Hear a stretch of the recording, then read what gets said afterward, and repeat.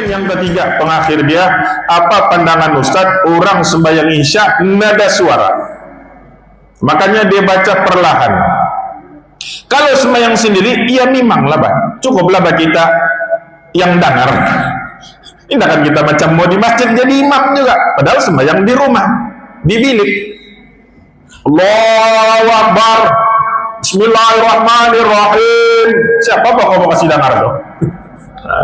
Mau kasih dengar beliau, mau sembahyang, tidak payah. Cukuplah di antara sederhana saja, di antara kuat dan tidak kuat, pertengahan itu. Cukup kita dengar sendiri cukup. Tapi masalah dia, baru kita boleh cerita masalah. Masalah apa Ustaz? Masalah dia kalau orang tuh jadi imam di masjid. Nah,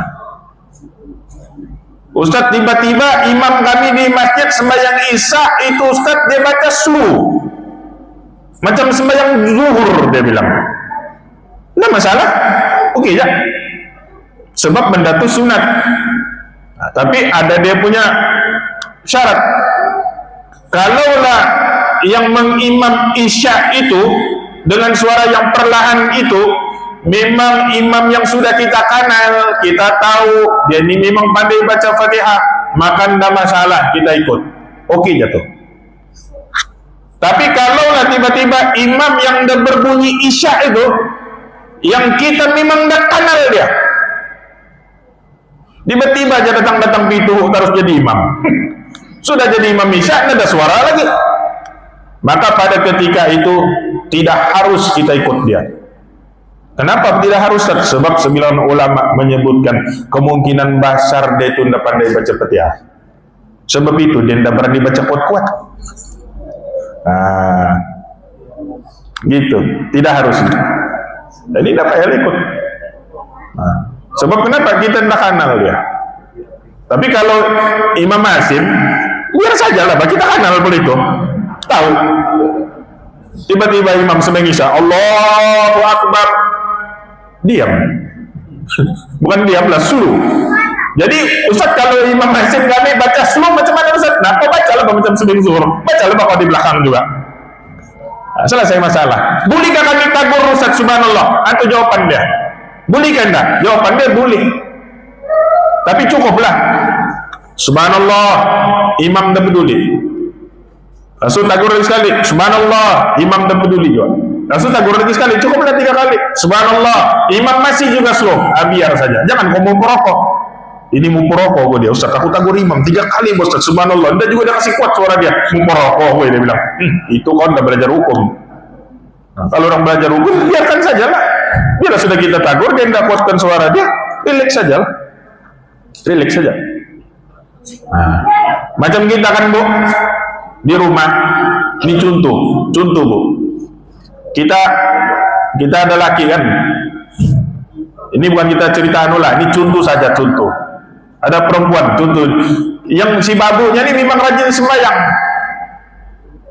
Kadang-kadang lakinya ini yang memang jahil. Nah. Yang kita mau beri contoh kan nih, yang memang jahil orang bilang. Jahil, yang memang mengaji pun entah apa petah. Yang baca Fatihah pun kali ini tahu kali. Tapi syukur alhamdulillah tiba-tiba dapat hidayat malam itu. Malam itu dapat hidayat. Teruslah dia bilang sama babu, dia bilang jemaahlah kita isya. Dia bilang, babu pun tak kaget. Dia bilang 50 tahun kawin udah pernah sembahyang, ini galang sembahyang, dia bilang turun hidayat, syukur alhamdulillah, makbul doaku. Lepas itu ngaji pun angkat takbir, Allahu Akbar, tapi nada bunyi Bu.